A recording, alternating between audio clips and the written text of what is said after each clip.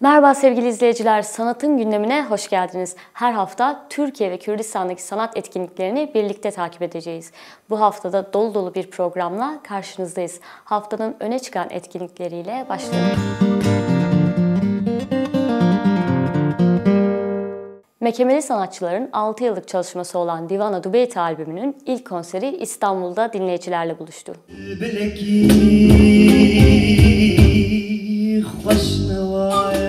İran'ın Hemedan kentinde 940 yılında dünyaya gelen ve 1020'ye kadar yaşayan Kürt şair Baba Tahir Urya'nın şiirlerinden oluşan Divana Dubeyt albümü Mezopotamya Kültür Merkezi sanatçıları tarafından çıkarıldı.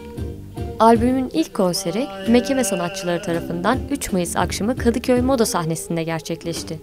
Çok sayıda kişinin katıldığı gecede Mekeme sanatçıları Zelal Gökçe, Nurcan Değirmenci, Meral Tekçi ve Serhat Kural, Kürt şairi Baba Tahir Urya'nın sevilen rübailerini seslendirdi.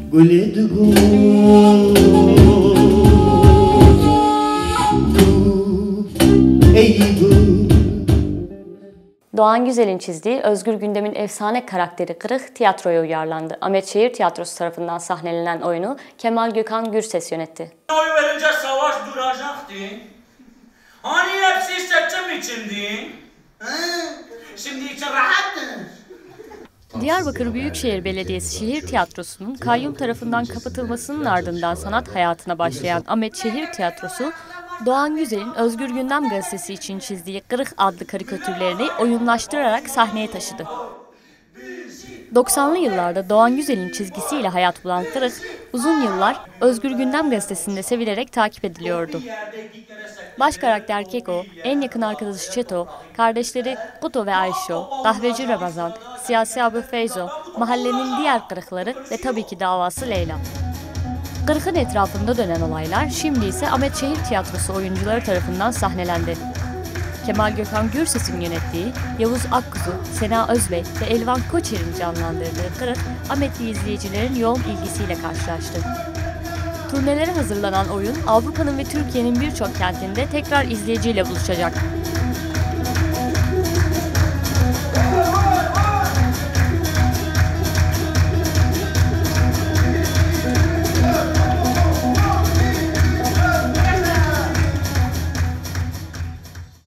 Anadolu'nun Kayıp Şarkıları belgeselinin müziklerinin de yer aldığı Caz Festivali İstanbul'da başladı.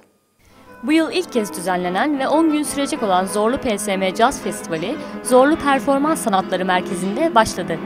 3-12 Mayıs tarihleri arasında gerçekleşecek festival, caz, blues, rock gibi tarzlar arası farklı bir deneyim sunuyor. Festivalde müzik performansları, konsept partiler, paneller ve atölyelerin yanı sıra birçok yan etkinlikle müzikseverlere geniş bir yelpaze sunuluyor. Festivalde Grammy ödüllü piyanist Michel Camilo ile İspanyol flamenco virtüözü Tomatito aynı sahneye paylaşacak. Norveçli saksafoncu Jan Garbarek, farklı coğrafyaların enstrümanlarına kendi yorumunu taşıyan Stefan Mikus da festival programında yer alıyor.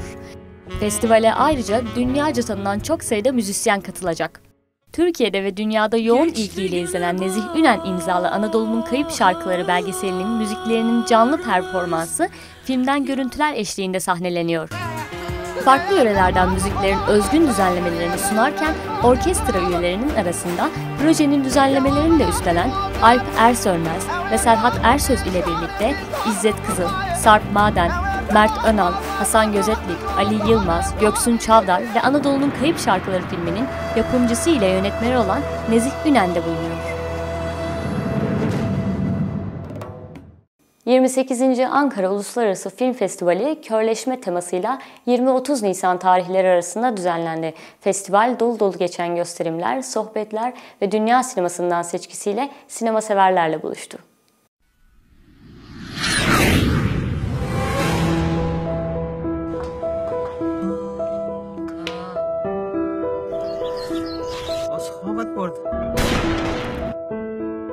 Festivalin açılış töreninde Aziz Nesin Emek Ödülü İzzet Günay'a, Sanat Çınarı Ödülü Ahmet Say'a ve Kitle İletişim Ödülü de Oyuncular Sendikası'na verildi.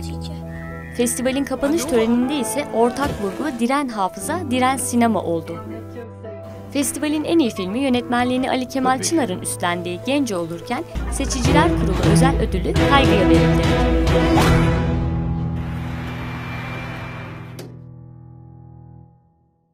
Ahmet'te kültür sanat etkinliklerinin yanı sıra sinema, müzik, tiyatro kurslarının da verileceği Pales Sanat Evi açıldı. Cegerhun Kültür Merkezi'nin kayyum tarafından kapatılmasının ardından Sanat Akademisi hocaları ve öğrencileri bir araya gelerek Pales Sanat Evi'ni kurdu. Kürtçe sinema derslerinin yanı sıra birçok etkinliğe ev sahipliği yapacak olan Pales Sanat Evi açılışında konuşan sinema eğitmeni İlhan Bakır, çalışmalarına ara vermeden devam etmelerinin önemli bir adım olduğunu belirtti. Bakır, Kürt halkı gibi Kürt sinemacılarının da mücadelelerini sürdüreceklerinin altını çizdi. Gecede ilk olarak müzisyen Kadir Güneş, Kırmançki şarkılarını seslendirdi. Ardından sahne alan Mem Ararat ise sevilen eserleriyle sanatseverlerle buluştu.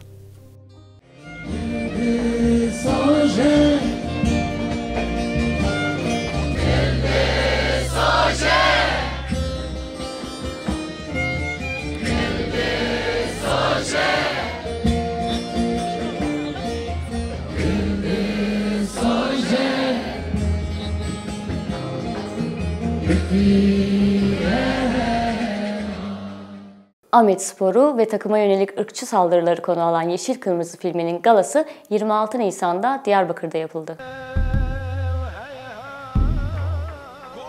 Yönetmenliğini Ersin Kara'nın yaptığı filmde takımın Ahmetspor ismini aldıktan sonra hedef gösterilerek birçok saldırıya maruz kalması anlatılıyor.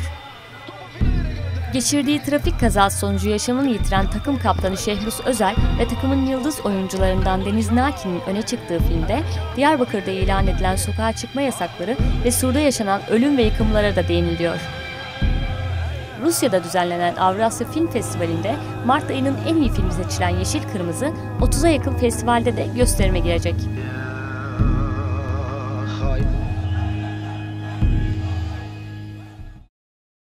Kazım Özünzer filmi için Kültür Bakanlığı'ndan aldığı para başına bela oldu. Türk Film Festivalleri ve sinema salonları gösterimlerinde gerekli olan eser işletme belgesi için filmine sansür uygulamak zorunda kalan Öz, yine de Kültür Bakanlığı'na yaranamadı.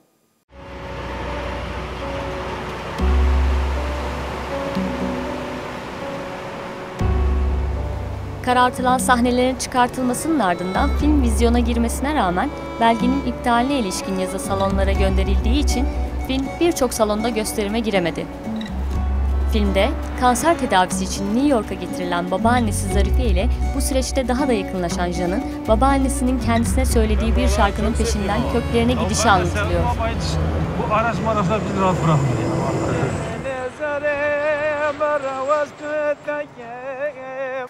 Japonya bu yıl animasyon tarihinin 100. yılını kutluyor.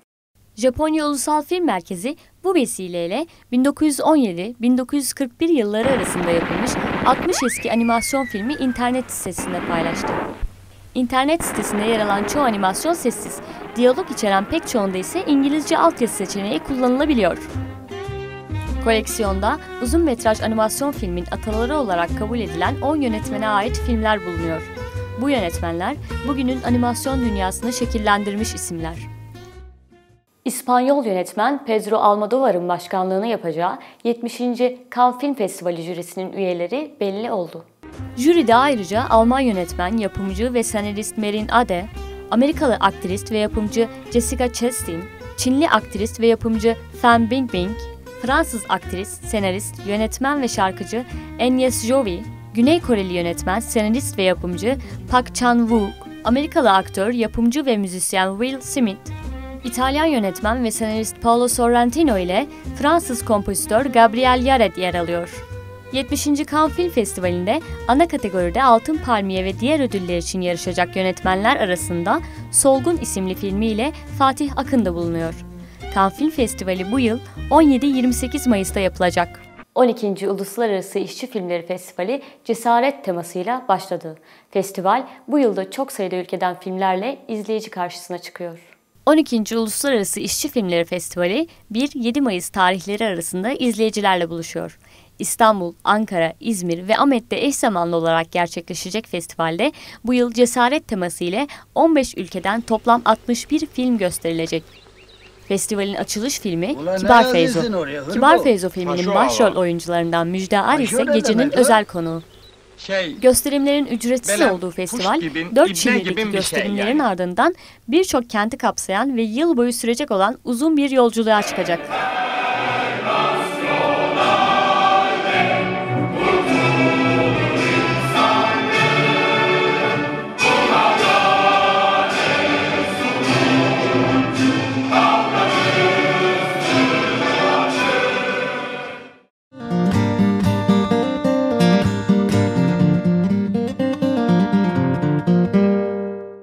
Şimdi ise bu hafta sizler için derlediğimiz filmlere bakalım. Ildiko Enyedi'nin Beden ve Ruh filmiyle İranlı yönetmen Ashar Farhadi'nin Satıcı filmi. Berlin'den ödülle ayrılan İstanbul Film Festivali'ne de konuk olan Macar kadın yönetmen Ildiko Enyedi'nin On Body and Soul filmi sinemalarda yerini aldı. Yönetmen 18 yıl aradan sonra çektiği Beden ve Ruh'ta rüya ve gerçek arasında bir dünya yaratıyor. Film, birbirini hiç tanımayan, nevi şahsına münhasır Endre ve Maria'nın rüyalarının da işin içinde olduğu alışılmadık, komik ve masalsı aşklarını anlatıyor. Bir mezbahada yöneticilik yapan ve pek de konuşkan sayılmayan Endre'nin hayatı, mezbahayı denetlemek için gelen Maria'nın ortaya çıkması ile tamamen değişir. Endre, görür görmez etkilendiği Maria'ya karşı olan duygularını kendine bile söyleyemez. Maria'nın kılı kırk yaran tavrı da bu durumu kolaylaştırmamaktadır. Fabrikada gerçekleşen hırsızlık olayının soruşturması devam ederken, bu iki insan aslında her gece kimsenin bilmediği bir alemde buluşmaktadır.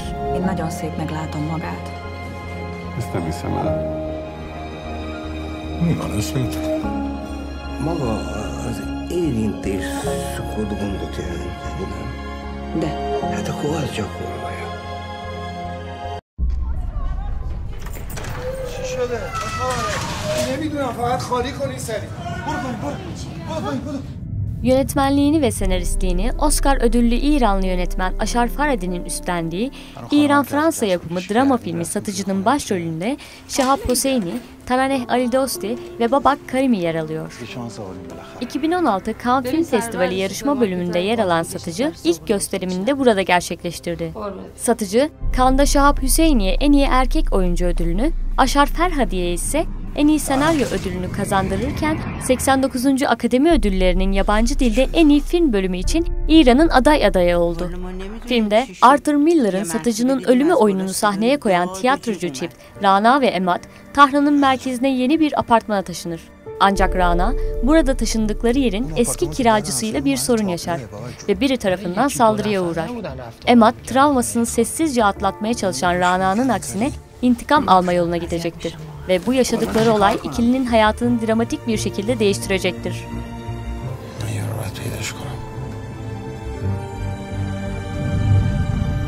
شما صاحب این ماشین هیچ وقت اینجا دیدین؟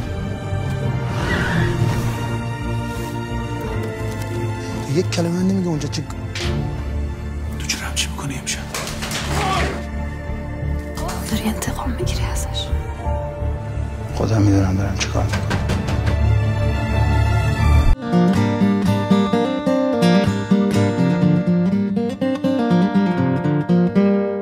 Albüm köşemizin bu haftaki konuğu Koma Ahmet ve Çarneva'nın sevilen şarkılarının bestekarlarından Fikri Kutlay. Fikri Kutlay ismi Kürt müziğine ilgi duyanlar için belki çok tanıdık gelmeyebilir. Fakat o, Koma Ahmet ve Çarneva'dan aşina olduğumuz ve halen severek dinlediğimiz birçok eserin bestekarı ve derleyicisi. Fikri Kutlay, Koma Ahmet ile başlayan müzik serüvenini Fikri Kutlay Şarkıları adlı albüm ile sürdürüyor. 30 yılın birikimi ve deneyimiyle hazırlanan şarkıları Kutlay'ın sanatçı dostları yorumluyor. Kutlay'ın bestelerini albümde kendisiyle beraber Mehmet Atlı, Pervin Çakar, Ali Geçimli, Agit Işık, İlkay Akkaya, Süleyman Çarneva, Eylem Aktaş, Rojda, Hüsnü Arkan, Harun Ataman, Yelda Emek, Reza Yusufbegi ve Doktor Ahmet Kaya seslendiriyor.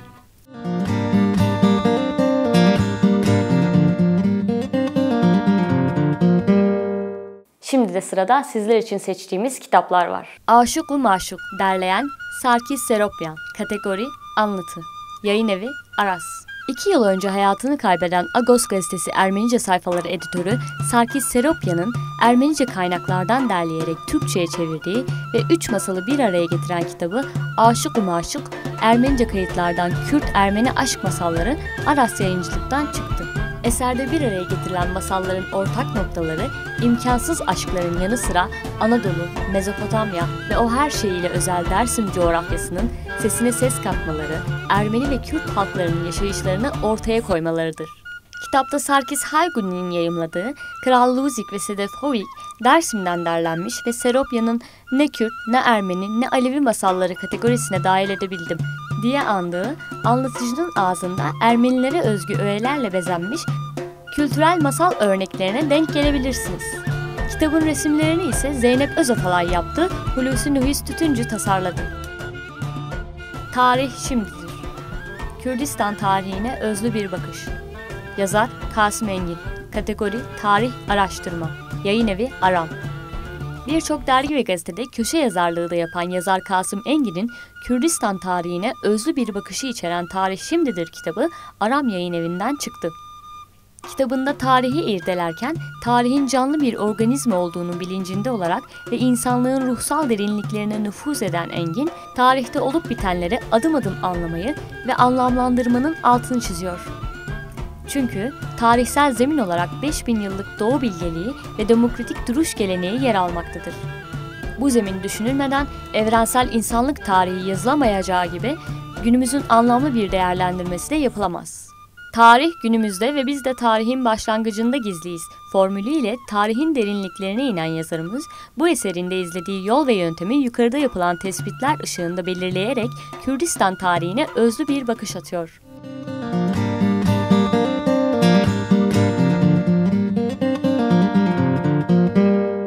Programımızın bu haftaki konukları ise Sarya ve Baran kardeşler.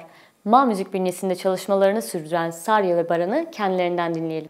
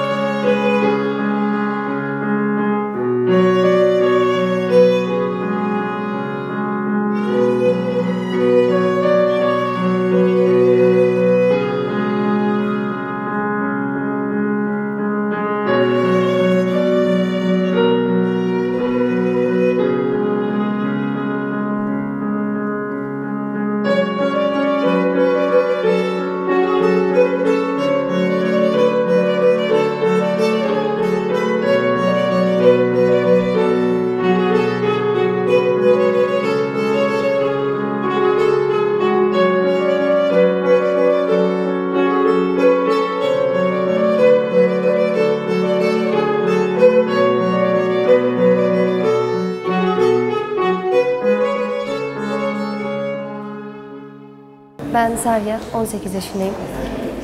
Ailemden dolayı küçüklüğümden bu yana müzikle ilgileniyorum, müzik içerisindeyim. 6 yıldır aktif olarak müzikle ilgileniyorum. Dedem kaval çalıyor, dengeci söylüyor. Babam aynı şekilde, o da şarkı söylüyor. Sanatla ilgileniyoruz ailece. Abim Ma Müzik'te keman öğretmeni, ben de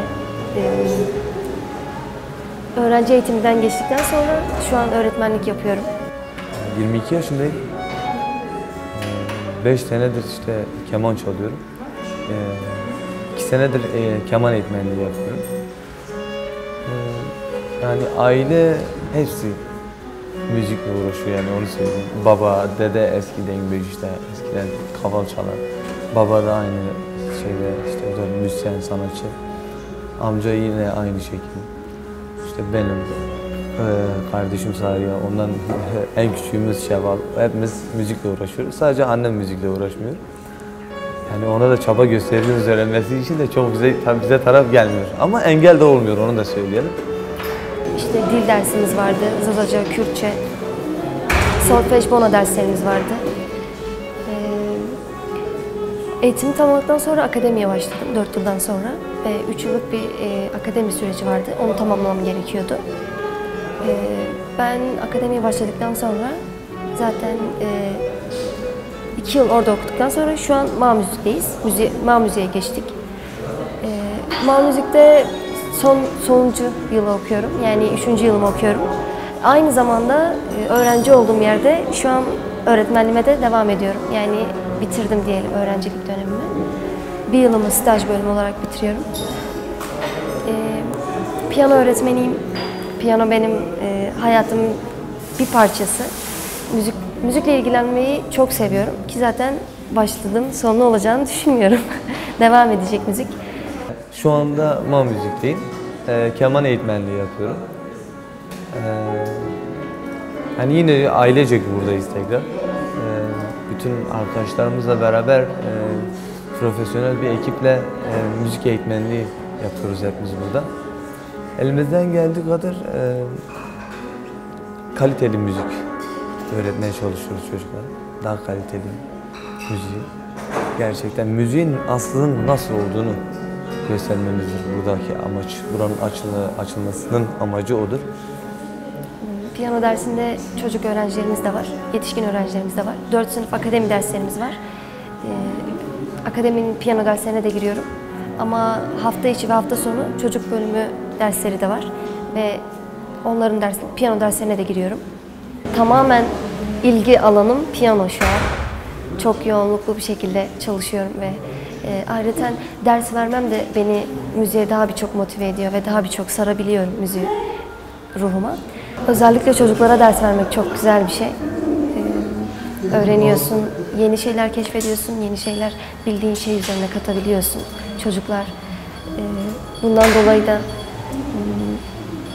çok mutluyum çocuklara ders verdiğimden dolayı.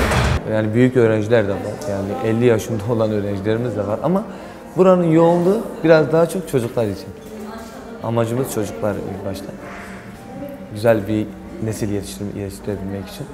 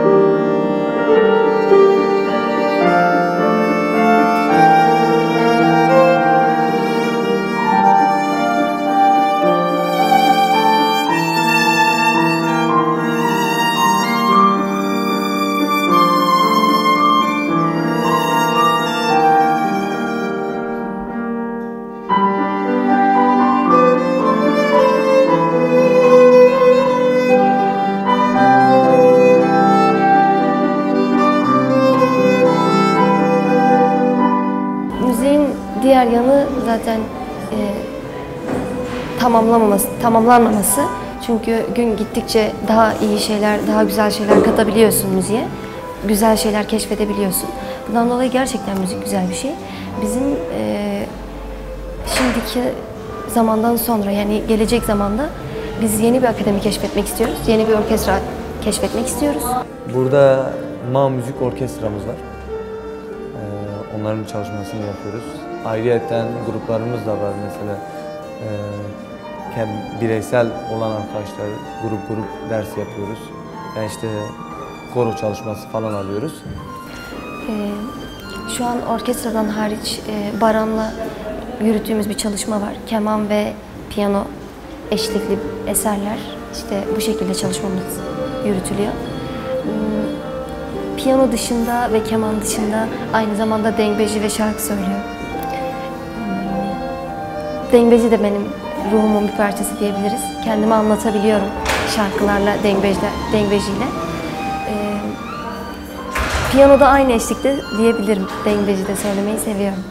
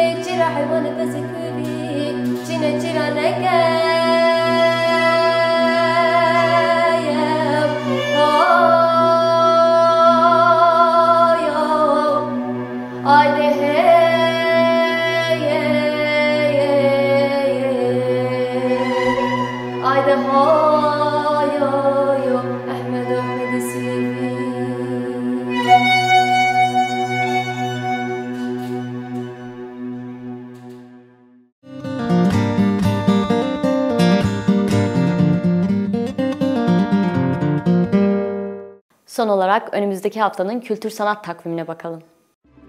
Ahmet 5. Tiyatro Festivali başlıyor. Şana Abajer AAMD öncülüğünde düzenlenen festival, geçmiş yıllarda büyükşehir ve ilçe belediyelerinin katkılarıyla yapılırken, kayyum atamaları nedeniyle bu yıl sanatçıların kendi imkanlarıyla organize ediliyor. Festivalin sloganı "Seyirci kalma, unutursam hatırlat bana" olarak belirlendi. 11-21 Mayıs günleri arasında gerçekleştirilecek festivale farklı kentlerden 18 tiyatro grubunun katılması bekleniyor. 19. Uluslararası Eskişehir Film Festivali 5 Mayıs'ta seyircisiyle buluşuyor. Festivalde 41 uzun metrajlı film, 4 belgesel ve 55 kısa film gösterilecek. Yönetmen Paul Megeshu'nun Tullo Theoreticus filminin Türkiye galası ile başlayacak olan festivalde bu yıl kadın yönetmenlerin filmine yer veren Mor Perde bölümü de yer alacak. Festivalin diğer bölümlerinde ise engelli farkındalık, satıcı, genç Karl Marx gibi filmler gösterilecek. 5. Engelsiz Filmler Festivali 5-23 Mayıs tarihleri arasında İstanbul, Ankara, Eskişehir'de özel gösterimler ile seyirciyle buluşacak. Festival aynı zamanda dans ve kamerayı bakış açısı atölyesinde buluşturacak. Programımız burada sona eriyor. Bir dahaki hafta görüşmek dileğiyle, hoşça kalın.